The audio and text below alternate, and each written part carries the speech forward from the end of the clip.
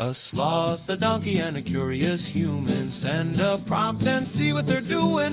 One hits record with a question on his mind. Two brothers pick it up, see what they find. Corn takes his time, Herman's got the facts. Back and forth, they never hold back. My weird prompts, come on in, that's where we begin. My weird prompts, glad you're here. This episode was generated using artificial intelligence. Please verify facts. My Weird Prompts is a community-driven initiative exploring how AI can fuel curiosity and uncover the fascinating ways our world works.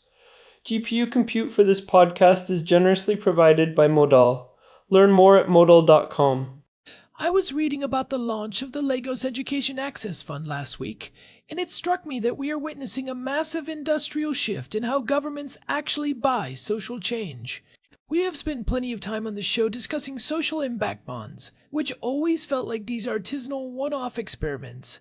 But what happened in Nigeria on March 16, 2026, with Governor Sanwo Olu launching that $25 million partnership, feels like a different beast entirely. It is part of this much larger movement toward what people are calling outcomes funds.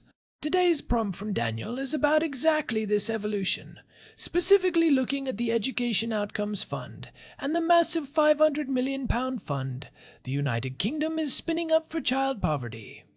It is a fundamental pivot from boutique to wholesale, corn. For years, the criticism of social impact bonds was that the transaction costs were just too high. You would spend 18 months and hundreds of thousands of dollars in legal fees just to set up a small program for a few hundred people. It was like trying to build a custom car from scratch every time you wanted to go to the grocery store. But the Education Outcomes Fund, or the EOF, is trying to solve that by acting as a platform. They have already mobilized over $130 million across places like Sierra Leone, Ghana, and now Lagos. Herman Poppleberry here, by the way, and I have been digging into their latest progress report from March 18th. They are not just doing one project at a time anymore. They are creating a standardized system where the price of a specific outcome, like a child reaching a certain literacy level, is set in advance. That sounds like we are turning social services into a commodity market. If I am the governor of Lagos, and I am looking at 50,000 out-of-school children, I am not just asking for a program. I am looking for a guaranteed result. But Daniel's first question is the one that always gets people riled up. Is this for-profit impact investing? Because when we hear about the EOF being hosted by UNICEF, it sounds like traditional charity, but then you see names like Bridges Outcomes Partnerships involved. It is absolutely for profit in its structure, though we have to be precise about what that means. In a traditional grant model, a government or a foundation gives money to a nonprofit and the money is gone. If the program fails, the money is still gone. In this wholesale outcomes model, private impact investors, like Bridges Outcomes Partnerships or Big Society Capital, provide the upfront working capital. They take the risk. If the service providers hit those pre-agreed literacy or enrollment targets, the government, which we call the outcome payer, repays the investors with a modest return, usually in the single digits. If the targets are not met, the investors lose their money. The taxpayer is shielded from the cost of failure. This is the vision of an impact economy that Sir Ronald Cohen, the chair of the EOF, has been pushing for decades. He wants to move from a world of just risk and return to a world of risk, return, and impact. I can hear the skeptics already. You are basically saying that we are allowing private investors to make a profit off of impoverished children in Lagos or struggling families in the United Kingdom. Does that not create a perverse incentive where the investor is more worried about their internal rate of return than the actual well-being of the child? You have been waiting to tell me why this is more efficient than the old way, so give me the steel man for the for-profit side. The efficiency comes from the transfer of risk and the focus on performance. Under the old grant system, a provider gets paid to show up. They get paid to run a workshop or build a school, regardless of whether anyone actually learns anything. In the EOF model, the investor is highly incentivized to ensure the provider is actually succeeding. They are not just writing a check and walking away. They are providing intensive management and data tracking because their capital is at risk. We saw this in the Sierra Leone Education Innovation Challenge, or SLE-IC. They reported learning gains equivalent to an extra year of schooling for over 100,000 children compared to traditional models. That happened because the investors were obsessed with the data and pivoted the approach when things were not working. They were not just following a rigid grant proposal, they were chasing a result. That leads directly into Daniel's second question about how these funds support the service provider. In the past, the big fear with pay for success was teaching to the test.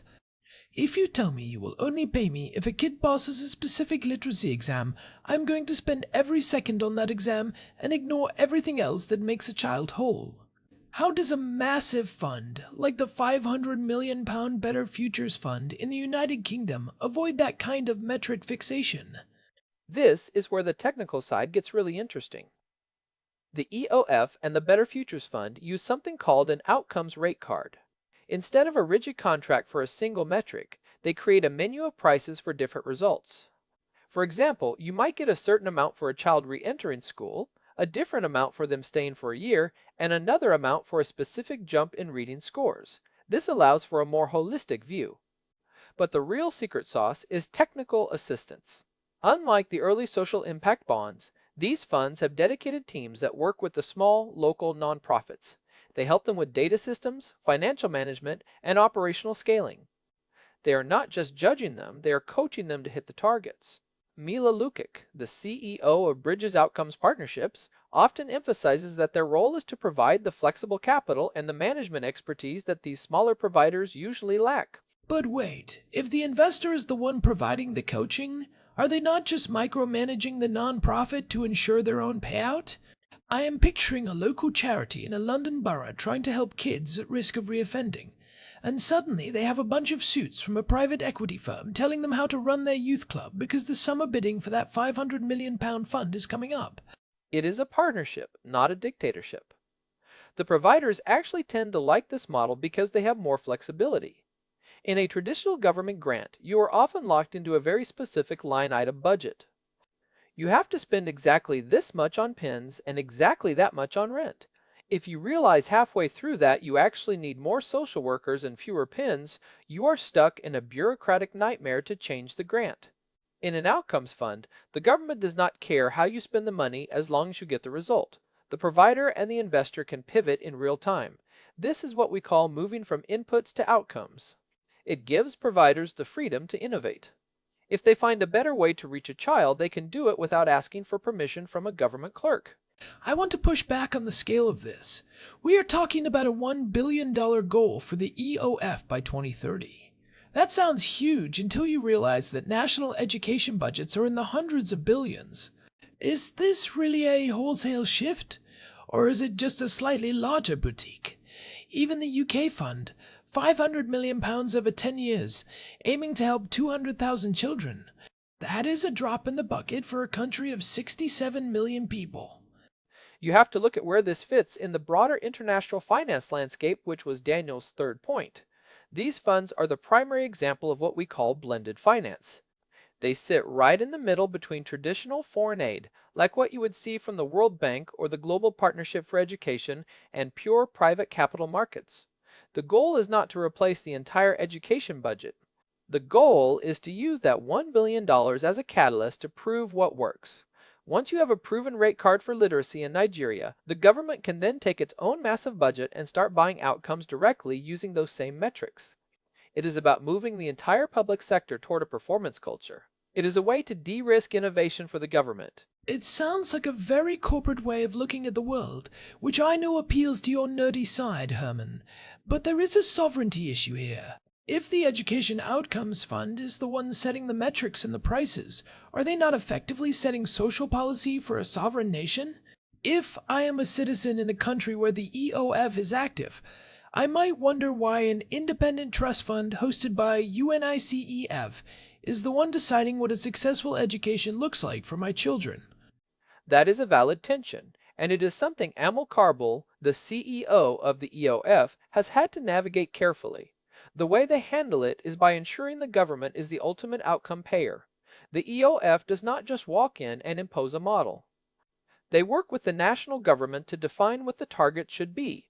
In the case of the UK Better Futures Fund, which Chancellor Rachel Reeves has made a pillar of their plan for change, the government is very much in the driver's seat. They are the ones saying we have a crisis in youth reoffending and child poverty, and we are willing to pay for these specific results. The fund is just the mechanism to make that happen efficiently. It is a tool for the state, not a replacement for it. Let us talk about the risks of creaming or cherry picking. This is the classic criticism of any results-based system. If I am an investor and my money is on the line, I am going to want the provider to work with the kids who are easiest to help, the ones who are just on the edge of passing.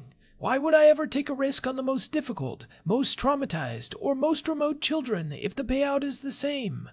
You solve that through weighted pricing on the rate card. This is where the technical design becomes crucial. You pay more for the harder cases. If a child has been out of school for 3 years, the payout for getting them back in is significantly higher than for a child who just missed a few months.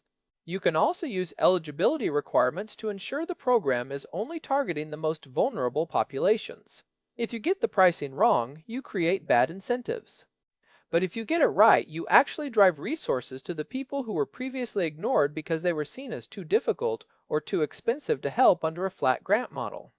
It turns the hardest cases into the most valuable opportunities for the investor. We discussed something similar back in episode 1353 regarding the impact paradox. The idea was that sometimes solving a problem actually kills the profit motive for the investor. If you are too successful at improving literacy, do you eventually work yourself out of a job? That is the ultimate goal, right? But we are so far from that reality in global education. There are hundreds of millions of children who are not learning the basics. These funds are trying to bridge the gap between the current state of inefficiency and a future where government spending is actually tied to human progress. What is happening this summer in the United Kingdom is going to be a massive bellwether. The bidding process for that £500 million fund will show us if the private sector really has the appetite to take on risk at that scale. If it works there, in a developed economy with complex social needs, it becomes the blueprint for every other Western nation. It is about proving that you can scale compassion through capital. I find it interesting that this is gaining traction right now. We are in an era of tight budgets and high debt. Governments are desperate for ways to do more with less. This model allows them to say we are only paying for what works. It is a very pro-taxpayer, pro-accountability stance. But I do worry about the human element getting lost in the spreadsheets. When you reduce a child's progress to a binary metric on a rate card, do you lose the nuances of their life? A kid might not hit the literacy target this year because their family lost their housing, but the program might have been the only stable thing in their life. Does the investor just see that as a failed investment? That is the hardest part of this. But we have to compare it to the alternative. The alternative is the current system where we often have no idea if the money we are spending is helping at all. We are currently flying blind in many social programs. These funds at least provide a flashlight. They force us to ask what we are actually trying to achieve and how we will know if we got there. And because of the technical assistance and the flexibility for providers, you often get more person-centered care, not less, because the staff are not buried in paperwork about how they spent every penny on supplies. They are focused on the kid because the kid is the outcome. It shifts the conversation from what we did to what we achieved. The Lagos launch is particularly bold because they are aiming for 50,000 out-of-school children. That is a massive operational challenge. It is not just about teaching. It is about the logistics of finding these kids and bringing them back into a system that might have failed them before. The EOF Progress Report from March 18th says they have mobilized $130 million so far. That is a lot of at-risk capital. If these programs fail, these impact investors are going to take a huge hit. They are, and that is exactly why they are so motivated. It is a different kind of skin in the game. Sir Ronald Cohen argues that we are moving toward a world where the measurement of impact is just as rigorous as the measurement of profit. The Wholesale Outcomes Fund is the infrastructure for that world. It turns social impact into a professionalized, data-driven industry. It is the industrialization of empathy. Instead of 1,000 small charities doing their own thing, you have a coordinated effort with shared metrics and shared goals. It feels like the end of the charity era in some ways. Not that people will stop being generous, but that the large-scale work of social change is becoming more like an engineering problem than a philanthropic one. If you want to build a bridge, you hire an engineer and pay them when the bridge is standing. Why should education or poverty reduction be any different? That is the core philosophy. And it connects back to what we talked about in episode 1341 about the philanthropy paradox. The shift from traditional giving to R01 focused social investment is accelerating because the problems are too big for charity alone. We need the trillions of dollars in the private capital markets to move towards social good, and they won't do that without a clear structure for risk and return. These funds provide that structure. They create a bridge between the world of finance and the world of social work. So, as we look toward the summer of 2026 and the UK bidding process, what should our listeners be watching for? If you are an investor or just someone interested in public policy, what are the red flags or the green lights in these new funds? Watch the metrics. If the metrics are too simple, they will be gamed. If they are too complex, the transaction costs will creep back up and kill the model. The sweet spot is a set of outcomes that are easy to verify but hard to achieve without real deep work with the beneficiaries. Also, look at who the providers are.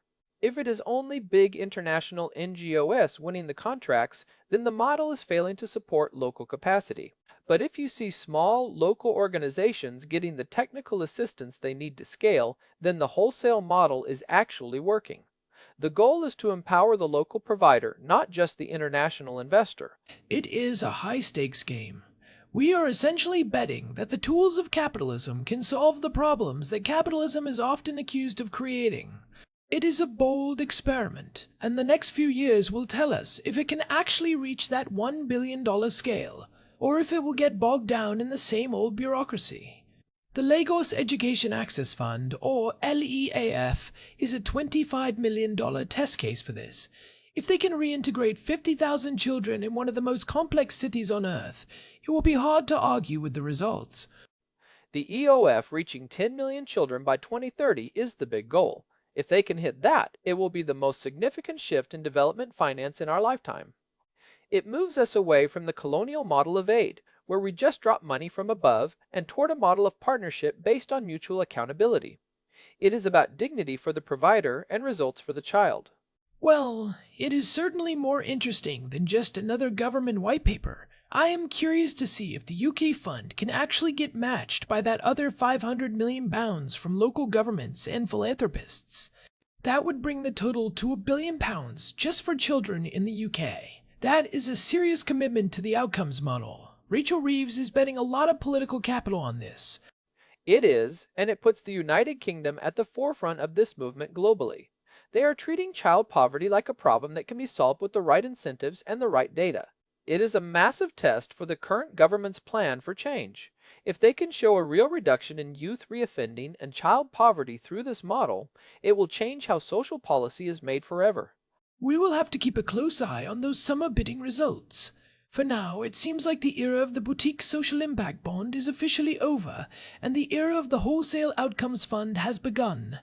It is more complex, more technical, and carries a lot more risk, but the potential for scale is finally there. We are moving from the artisanal to the industrial. That is the key word. Scale. We have spent decades doing small things well. Now we are trying to do big things effectively. It is a journey from the heart to the head, without hopefully losing the heart along the way. We are learning how to measure what matters, so we can fund what works. That feels like a good place to wrap this one. We have covered a lot of ground, from Lagos to London, and the technical mechanics of how we might actually pay for a better future. It is a world of rate cards, technical assistance, and at-risk capital, but at the center of it is still a child in a classroom. It is a fascinating space, and I am glad Daniel sent this prompt. It gave us a chance to see how these theories we have talked about for years are finally hitting the ground in a big way. The progress report from the EOF shows that this is no longer just a theory, it is a $130 million reality. Thanks as always to our producer, Hilbert Flumingtop, for keeping the gears turning behind the scenes, and a big thanks to Modal for providing the GPU credits that power the technical side of this show. This has been My Weird Prompts. If you are enjoying these deep dives into the mechanics of social change in technology, search for My Weird Prompts on Telegram to get notified whenever a new episode drops. Or you can find our full archive and all the ways to subscribe at myweirdprompts.com. We have over 1,400 episodes in the vault if you want to go even deeper on these topics. See you in the next one. Goodbye. This episode was generated using Gemini Flash 3. Text-to-speech engine was Chatterbox. Thanks for listening to our show, my weird prompts, where our thoughts go from slow takes to facts on cue. We shake.